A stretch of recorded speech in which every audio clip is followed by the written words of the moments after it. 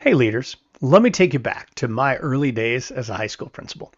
I thought I had to do it all, put out every fire, manage every crisis, and be the superhero I thought my school needed. Honestly, I was overwhelmed. I was exhausted and just felt like I was spinning my wheels. It wasn't until I got clear on my values, on my time, and on my systems that everything changed. Now, I've taken everything I learned from that experience, plus years of coaching leaders all across North America, and designed a course to help you take control of your leadership. The course is called Take Control of Your Leadership, and it's built for leaders just like you, leaders who are tired of the overwhelm and who are ready to focus on what truly matters. In this course, you will learn how to manage your time like a pro so you can stop putting out fires and start leading with intention. You'll learn how to build positive culture where everyone feels seen and heard and valued and trusted. You'll refocus on teaching and learning, becoming the instructional leader that your school needs. And you'll work on staying aligned with your vision and making real progress towards your goals. Whether you're in your first year or your 15th year as a leader, this course gives you the tools and the strategies to lead with clarity, confidence, and purpose. Are you ready to stop spinning your wheels and start leading with impact?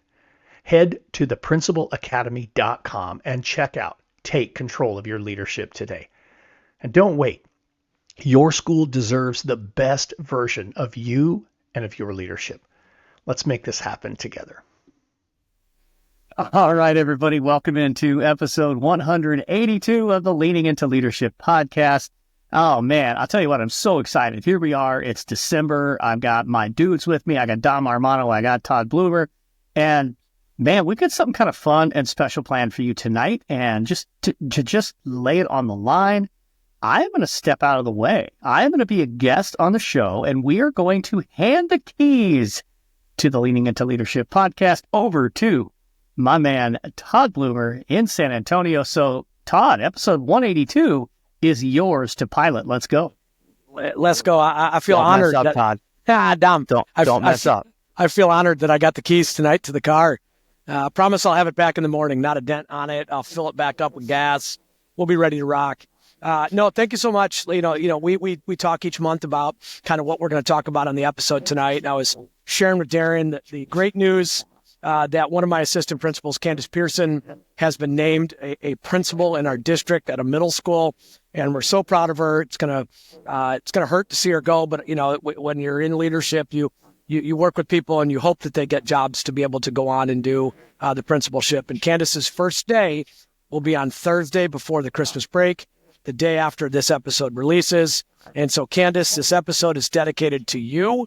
And tonight, with my buddies, Dom, who's a current elementary school principal in the greater New York City area, and Dr. Darrin Peppard, who likes to refer to himself as a recovering high school principal, superintendent, author, speaker, coach, and Denver Bronco fan in the house. Oh, yeah. We're gonna rock and roll tonight. We're gonna rock and roll tonight. And so, Candice, this is really all dedicated to you and really to anybody that's transitioning at the break, because there'll be a lot of people out there that are transitioning into either their first principalship or another role from there. So we're just going to jump right in. Dom, you don't know Candice. Candice is stepping into a middle school. You've led two schools now. Dom, what's your first thing that comes to mind? What advice are you giving Candice for her to have a successful year, knowing she's starting in January? What do you got? I would say, first off, I want to say congratulations to her. I feel like, jumping into that role is absolutely amazing, especially, after being an assistant principal. I will say, though, that, and I've said this before, transitioning from an AP to a principal, some may think it's an easy transition, but the reality is it's not, right? I've often said that it's like jumping over the Grand Canyon and trying to land on both feet, but kind of just barely grabbing on and kind of pulling yourself up. But don't be afraid, Candice, you'll be fine. I would say the biggest advice I have stepping into that role for the first time is to listen, and listen. Talk to people, but talk to people in a sense of listening. Some of the things that I did, obviously I was an AP that became a principal in the building that I was in for 16 years. So that was a different transition from my current role in the new school that I'm in. The first thing I did was I sat down and I made one-to-one meetings with my staff members, and I asked them 3 or 4 questions, really just kind of to get to know them. It was an opportunity for me to talk to them, to get to know them, but an opportunity for them to get to know me, but also to kind of listen to see what they wanted, listen to see what the culture was, listen to get a feeling of the community. And I think that's the biggest thing. I think, the biggest advice I could give her is to just maybe go on a listening tour, write down 3 or 4 questions that you want to ask them, whether it's tell me what you feel passionate about. Why do you love the school you're in? What would you like to see? And then just take those notes and just get out there and listen. But that's the biggest piece of advice I have. Listen. Candice, we talked about that. So hearing it from New York and coming from there. Darrin, kind of the same question to you, but a different role. Currently, right now, you're working as a coach, you're working as a consultant. Candice gets in there, turns the lights on, sits in that first big chair. What advice are you giving her from the lens that you're working with principals now and seeing them, throughout the year? What advice are you giving from your lenses where you're coming from now? Yeah, no, I think that's an outstanding question. And I'll echo what Dom said. Candice, congratulations on taking this step. I've talked about here on the show a lot, but man, for me, I made that transition from AP to principal in the same building. And, Dom, you did this too. And for me, it was 40 feet literally down the hallway from one office to the other. And it might as well have been 4,000 miles because the difference between the two, and Dom did a really nice job of capturing, just the difference between being an AP and a principal. It's not a simple transition, but I think a couple of things as a coach that I would say to Candice, first and foremost, is that it's a blessing that you're doing this in a different building than where you were in AP. Even though it was a short period of time that you were at Churchill, I think moving to this new campus, moving to this middle school campus is definitely a positive for you because you are in essence, you are an unknown, even though you've been in this community for a while. This isn't a school, and as I understand it, it's not a school that you used to be at, so you're not just like coming back home. You are somebody new. And Dom really hit it on the head with the listening tour and be that person who's really listening. But I would tell you the additional thing, not knowing the history of the school you're going into, how many times, the administrator has turned over, whether that person's been there a long time or you're the third person in 4 years or whatever. I would tell you the staff, especially mid-year, they want to know and they want to feel a sense of hope. Like, we're going to be okay. And you're getting the opportunity to step in a day or so before you go into the holiday break. So they get a little taste of who you are and providing them with a feeling of hope that, hey, we're going to either continue to do well or we're going to continue to get better or we're going to turn the corner, just depending on kind of where things are in that particular building. Be that stabilizing force. It sounds like in what Todd has shared about you in your previous role, in your role at Churchill, that you are very much a very strong, talented administrator. Don't bring that strong, talented administrator out in a real strong way. Bring that person, that human being who's going to be there to help build hope and to build that feeling of, yeah, we're going to be okay. And especially going into this break, man, they just need those couple of days to feel like, okay, I can breathe. I don't have to be worried through the course of my entire break because I know that Candice is going to kind of help provide us with that feeling of hope. It's, I really, kudos to my district for allowing her to come in before break, just for what you talked about, DP, in allowing the people to get to know her to get to know them, giving her an idea as we're kind of going from there for what you have. Darrin, I'm going to pick the next question. I'm going to go back to you. You talk a lot in your writings and your speakings about being a fireman in your first year, running around the campus and doing everything but leading the campus. And I think every one of us has that same story that we tell. And I think you eloquently describe it as being a fireman. So I'm going to go to you, and then Dom, I'm going to come right back, maybe spitball some ideas back of things to avoid. So you guys gave great advice. Let's be a listener. Let's go in and really, value the teacher's input, student input, parent input. Now, what are things, Candice? Okay, you're in there.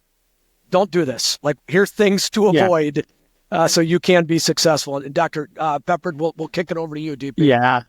Yeah. Don't run with everything that they tell you. I'll tell you just real quick, like when I stepped into my superintendent role, because in this case, I was in a new location, and the first people in your door are the ones who hope that you will do something that everybody else has said no to. Don't chase it. Just listen, like Dom said, listen and get to know them. Ask them good questions, really help them to feel heard. But remember, getting your way and being heard are not the same thing. So don't chase whatever the first thing is that comes through your door, because odds are somebody has said no to it 6 or 7 times already. Dominic, what would you say to avoid? What pitfalls or quicksand? What quicksand? You guys are laughing because I am dead on with this. 100%. Yeah, 100%. I would say that the biggest thing for me is go slow to go fast. And what I mean by that is kind of echoing what Darrin said, right? So people are going to come to you, and they're going to come to you with a problem or something that they feel needs to be fixed. And you may think you have the answer to do that, right? Because you have all this experience. And you may want to just jump right in and fix the problem. But my advice is take it slow. Don't fix all the problems in one shot as a new person coming in, because there's something that you're missing. There's something that you don't see. There's a bigger picture. There's a reason why the person before you or the person before that couldn't get it done. It doesn't mean you can't get it done, but just slow down a bit. It's okay to be confident.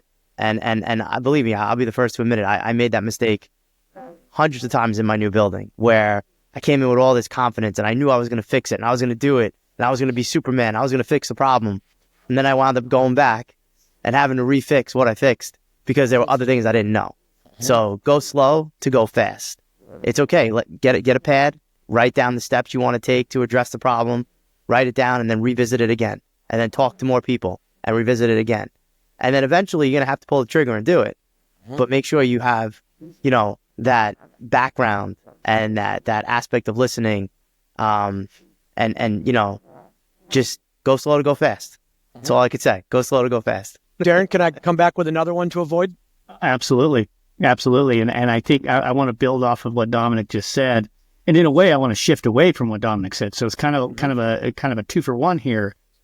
Don't think you have to come in and solve problems. When we jump into a new role, yes, like I said earlier, somebody's going to be in your door right away. And like Dominic said, people are going to want, hey, solve this, solve this, solve this.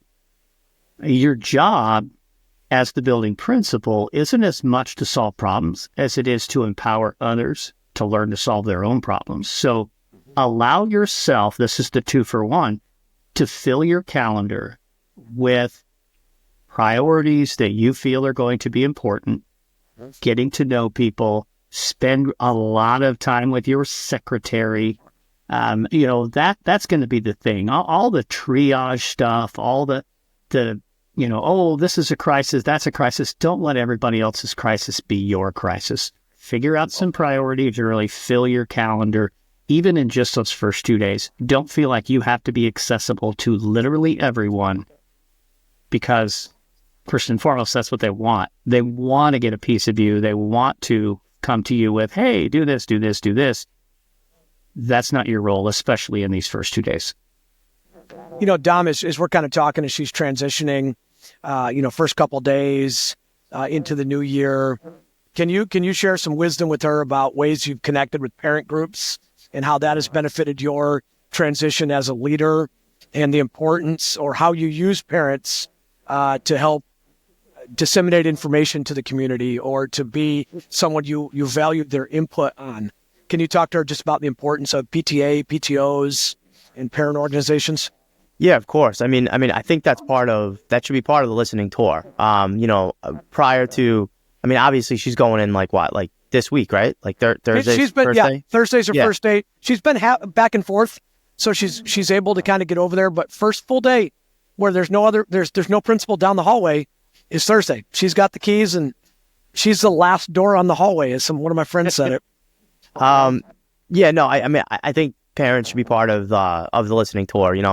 I would say schedule a meeting with your PTA, your executive board, your president, your vice president, get to know them, have conversations with them. That's a really good piece in terms of how you can communicate with families, because they'll give you a good amount of input in terms of what they would like to see in terms of communication. And then a much larger conversation. I hold coffee with the principal where, we just kind of have a forum for parents to come in, ask questions, get to know you. That was one of the first things I did too, is schedule that first coffee with the principal. It was less about me telling the community what's going on in the building and more about just getting to know me. It's an opportunity for those parents to ask you questions. What are your passions? Why do you do what you do? That becomes, that builds on that transparent communication piece, right? Where you want your families to know that you're going to be transparent with them. And I would keep that going for as long as possible, whether it's monthly, maybe it's newsletters, maybe it's social media. I mean, these are the things that, obviously you have to feel comfortable with that in terms of how you communicate. But I know for me, it's multiple communication methods. I send out a weekly memo to my parents and my staff. I'm always on social media. I have coffee with the principal events. I'm always speaking to my PTA. But again, that should definitely be part of the tour. And you're going into a middle school, so even the students, I know, I think Todd spoke about it before. Darrin spoke about it before. Student roundtable conversations, all of that. Really, just I can't stress it enough. These first couple days, even after the break in the new year in January, the best thing you could possibly do is just communicate with everyone. Really listen, but let them know who you are as a person. Let them know what your values are. Let them know what you're going to hang your hat on. Don't be afraid to say, this is what I'm passionate about. This is why I do what I do. And this is how I'm going to support you. I think that's a big piece of that as well. Dom, that's excellent. I was going to kick it to Darrin, but I think you summed up that really well. And so I'll go a different question to you, sir.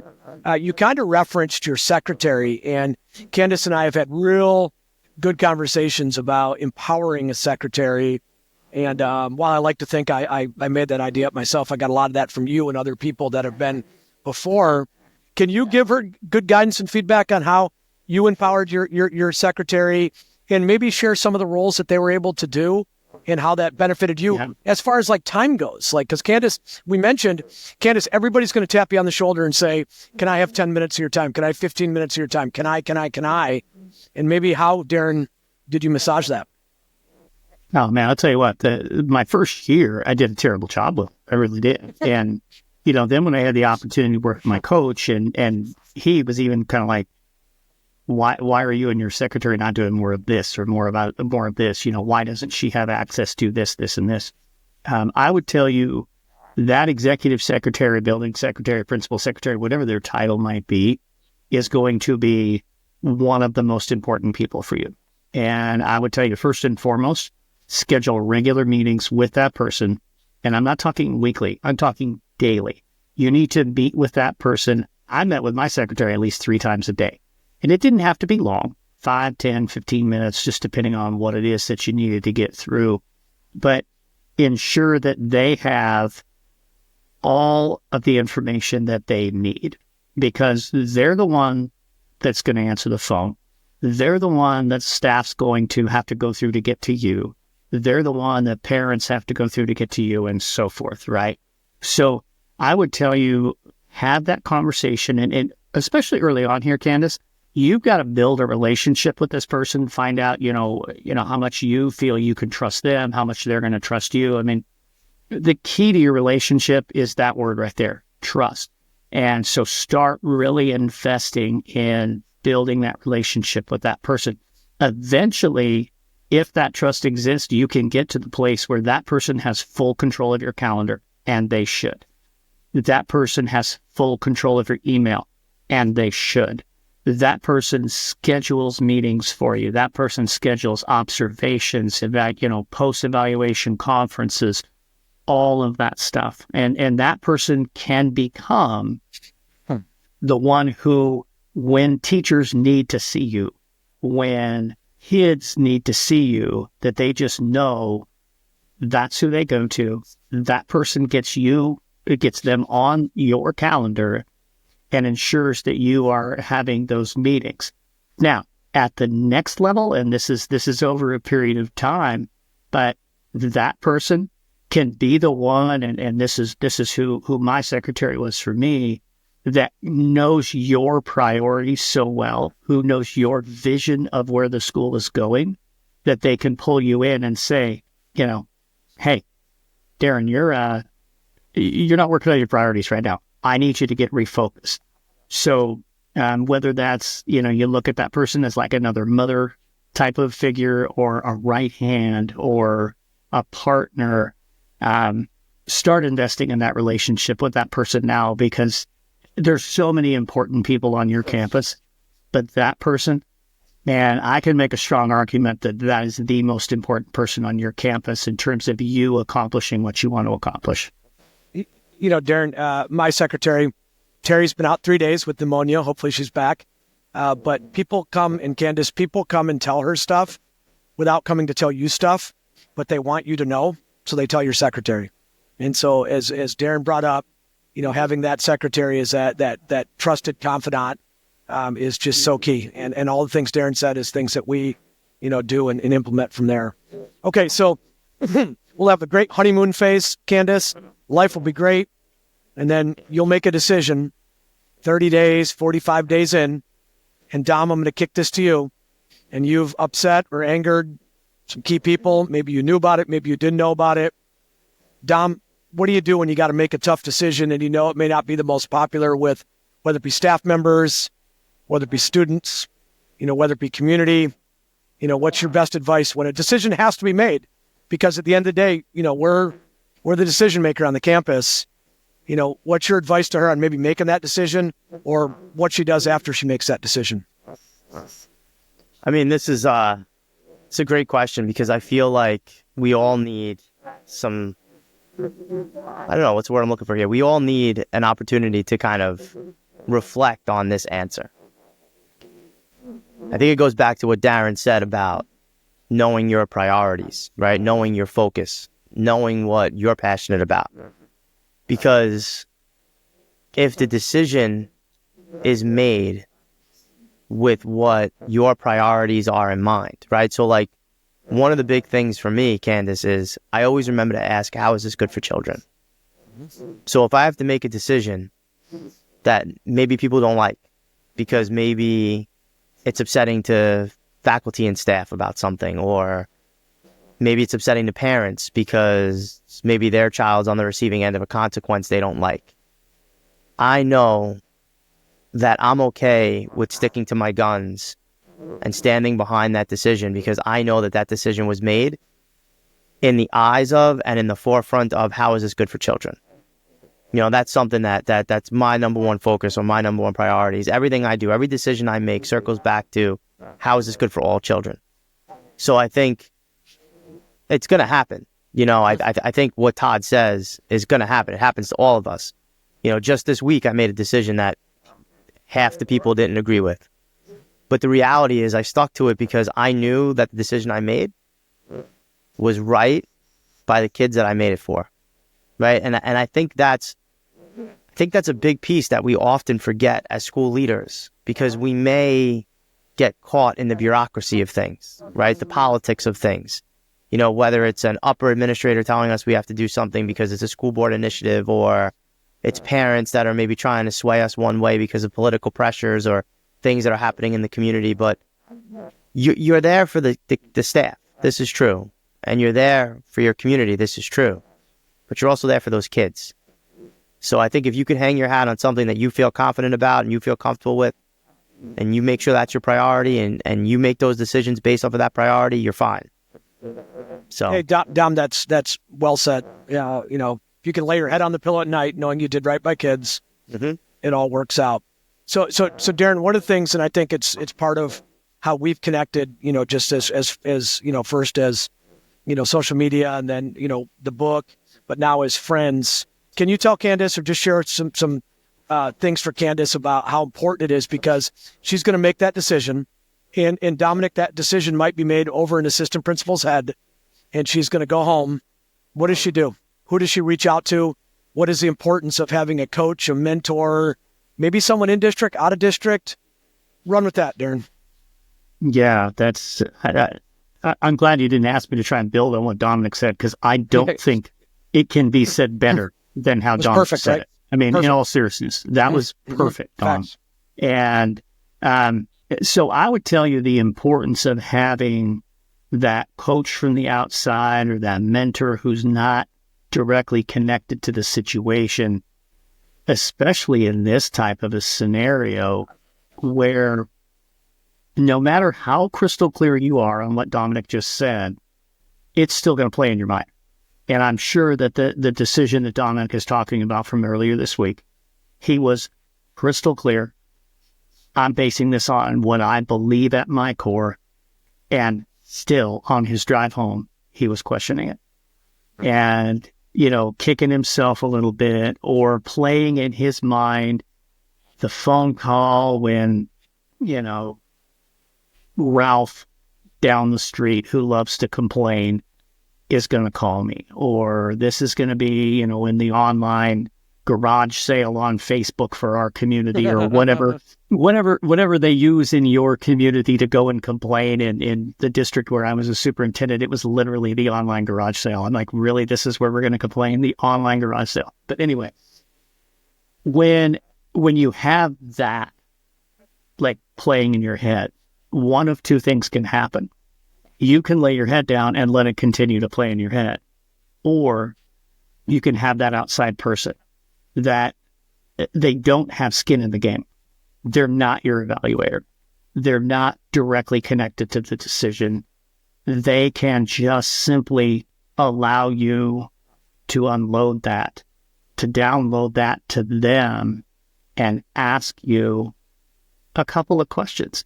And usually, I mean, for me, I know when I get these phone calls from people that I work with, it's, hey, just tell me, let's say it was Dom that called me, Dom, did you make this decision based on what you believe is best for kids? Yeah, absolutely. And then he would tell me a little bit about why this is what's best for kids. I don't need to know the situation. I don't need to know the players in the game to know that I can hear you and listen to you and give you that space. And I think that's, for me, when I had the opportunity to start working with a coach, just simply to be able to just unload. And, you come home and talk to your spouse. And I came home and talked to Jess all the time. And Jess worked in the school system. She understood it. Heck, she was the principal secretary in the building where I was a teacher at a high school. I mean, she got it, but there was still some connection there. With my coach, I could pick up the phone and call Tom and just say, all right, Tom, here's what I'm dealing with, and this is what I'm going through. And he could ask me a couple questions, and I felt a lot better about it just because I was able to share that with somebody else who had walked in a similar path to where I had walked. And again, if that's a coach, great. I mean, I'll be honest with you, I had, two phenomenal mentors that I also was able to call. My first principal, Betsy, I called her all the time. And Mike, the HR assistant superintendent who was part of hiring me as a principal when he retired, I called him all the time. Just, you need somebody to listen, to ask you some good questions, and honestly to tell you, yeah, you're okay here. You made the right choice. And by the way, you're going to hear a couple of nasty things. I heard these when I was in that role. And then you feel like, okay, I'm going to be all right.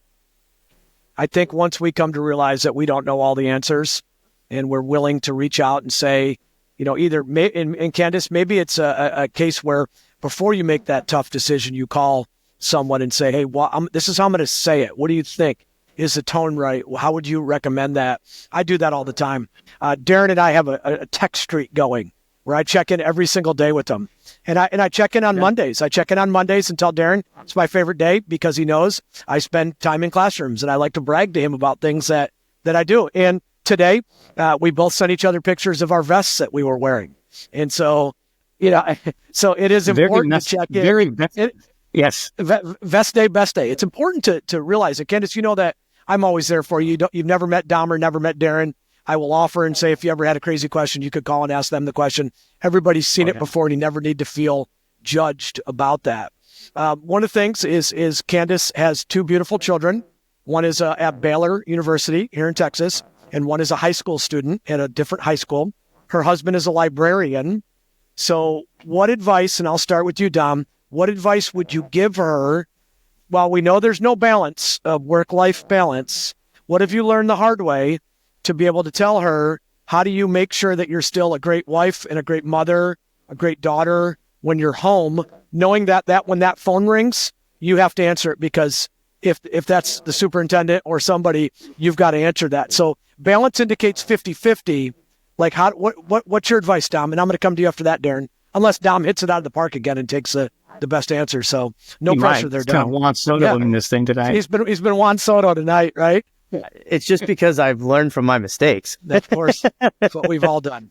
No, I mean, those that have listened, I mean, this question hits me right here in my heart, because I think those that listen to the show know that I made a terrible mistake as a new principal. To paraphrase it, to summarize it, my son was born. I brought my wife and my son home from the hospital on a Sunday, and I was at the first day of school on Monday. Terrible mistake. Terrible mistake. I think you have to prioritize. Let's put it this way. It's okay to prioritize your family sometimes. You could still prioritize your family, be a mother, be a wife, and also be a good principal. And I learned that the hard way, because in that moment, in those, couple months where I chose my job over my family, I was prioritizing just my job. And I was doing great at what I was doing. I was being a fantastic principal. I was hitting it out of the park, but I was striking out at home. So I guess the biggest piece of advice is it's okay to put the work aside and be there for your family when your family needs them. Then when the phone call does happen, or you have to step away, your family knows that and they're okay with it. And like I said, I learned that the hard way, right? And now I feel like I do prioritize both. And, it is okay, like when I take the call and have to go away, because my wife knows I have to go away in that moment. My kids know. They know daddy's working. They know that daddy has to go take that call. But yeah, just be there for them. They're probably the most important thing in your life. The job is great. You're going to be there for community. You're going to do a great job, but your family is your family. So it's okay to prioritize them, and it's okay to step away for a moment. It's okay to be mom when you walk in the door. It's okay to do all of that. Just know that. Well said. And do that. Darrin?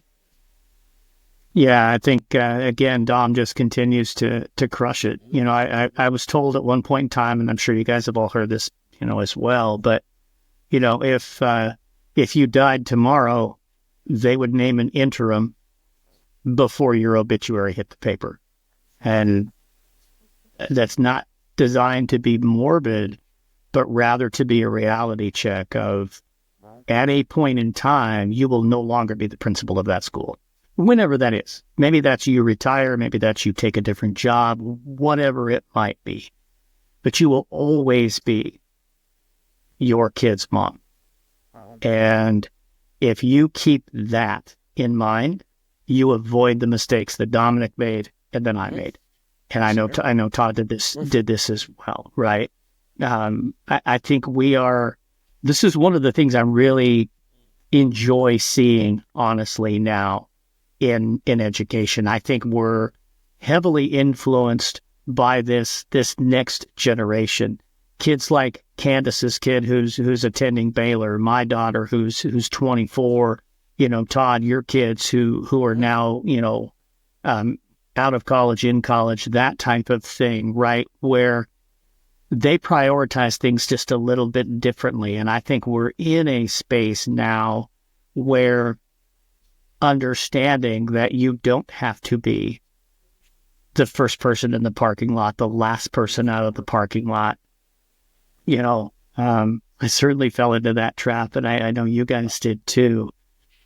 Be okay with knowing that you you are a whole person and not just defined as the principal of that school. I think that's one of the biggest mistakes I made, was I allowed myself to be defined as the principal of Rock Springs High School, not Liz's dad, Jess's husband, that type of thing. So if you continue to carry that title of principal, be damn proud of that title, but don't let it be your only title.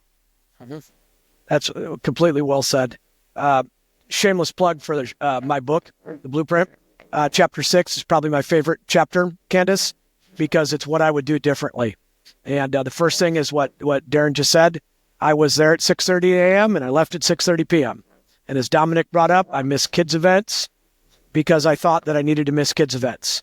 And you can never get that back. And while your kids are a little bit older, your son is an outstanding member of the choir of the high school that he attends, and you need to make sure you're able to attend those events.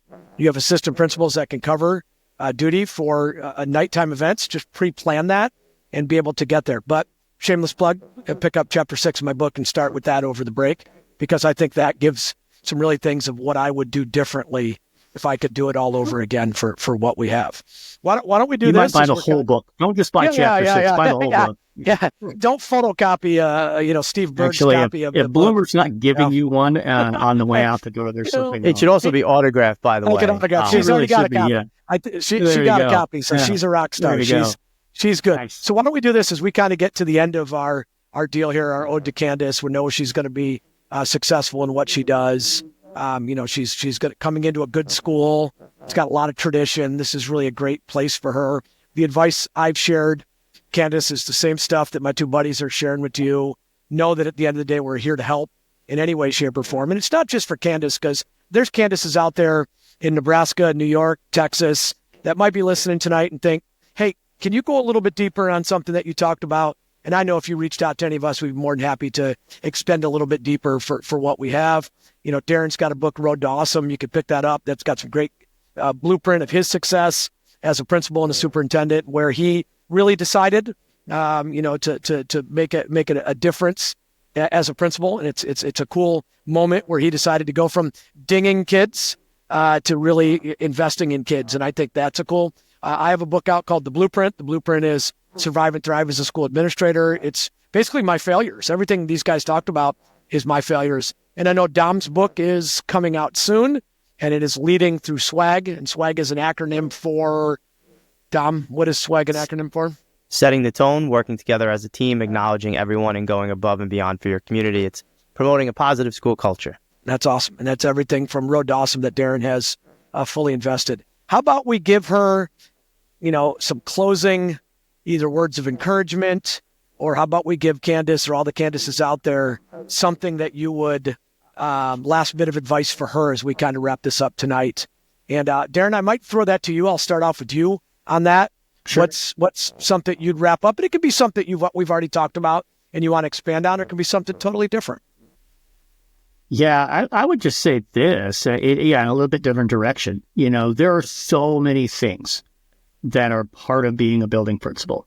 And when you look at the job description, it's all encompassing. But don't get caught up in that. Don't allow yourself to worry so much about, I'm going to do this and do this and do this.